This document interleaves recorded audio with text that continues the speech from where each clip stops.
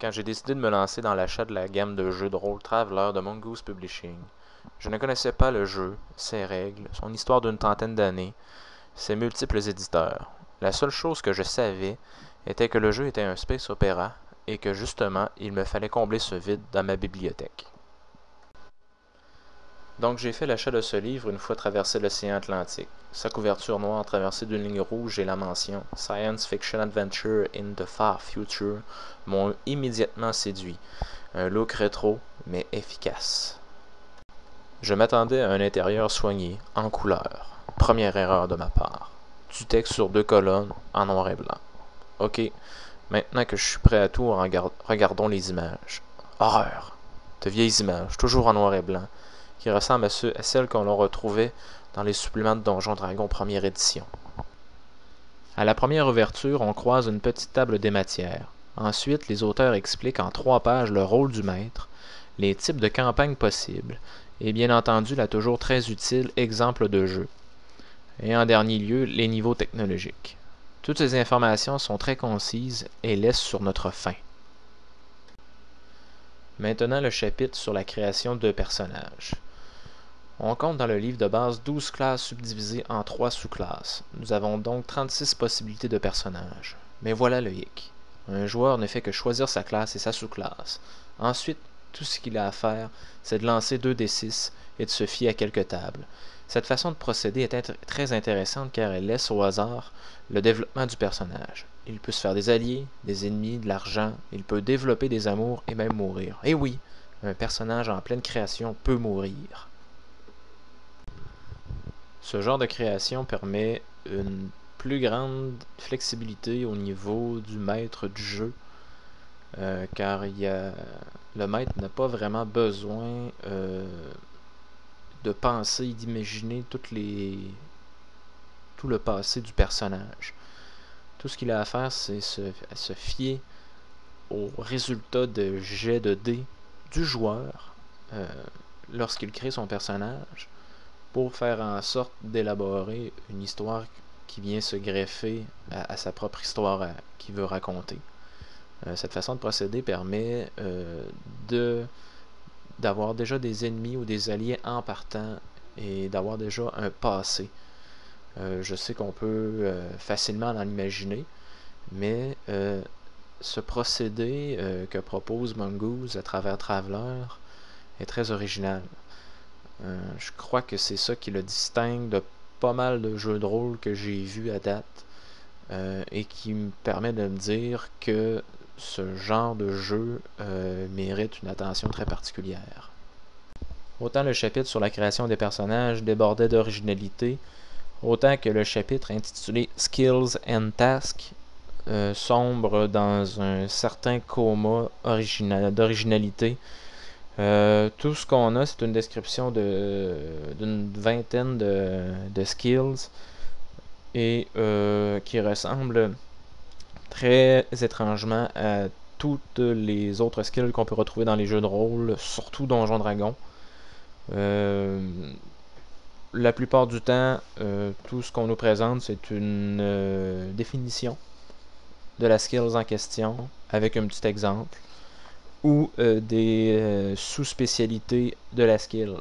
Je prends comme exemple la skill Engineer qui permet d'opérer, de maintenir un vaisseau ou des véhicules en état de marche. Et on peut avoir des bonus dans le Power Life Support électronique, Jump Drive ou le Manœuvre Drive. La plupart des autres skills sont identiques à celle-là, tout est sous-divisé.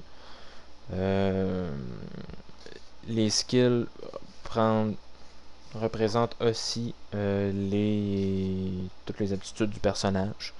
Et je pense qu'avec tout ce qui est présenté là, le joueur pourra sans problème accomplir toutes les actions sans être obligé d'inventer. Une chose intéressante au niveau des skills, par contre, c'est ça fonctionne un peu comme le D20 de Wizard of the Coast.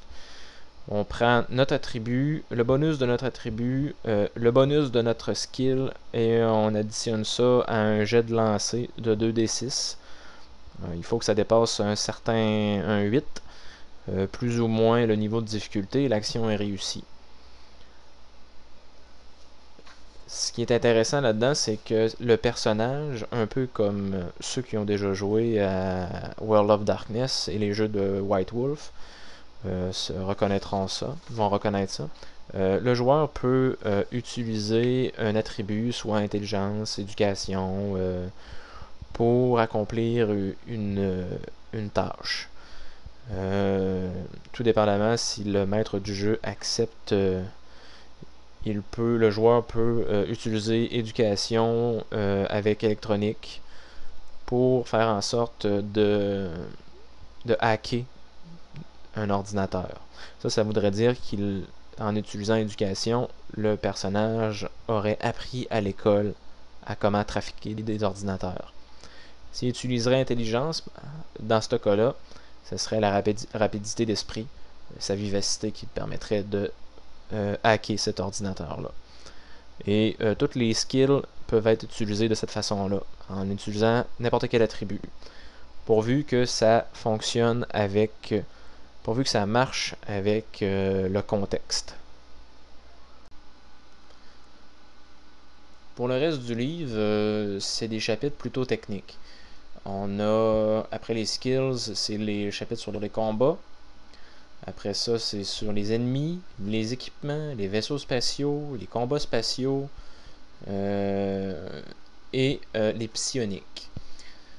Je m'attarde sur les psioniques parce que je sais que dans Spinward March, une expansion qui est sortie peu après le livre de base, un monde psionique existe.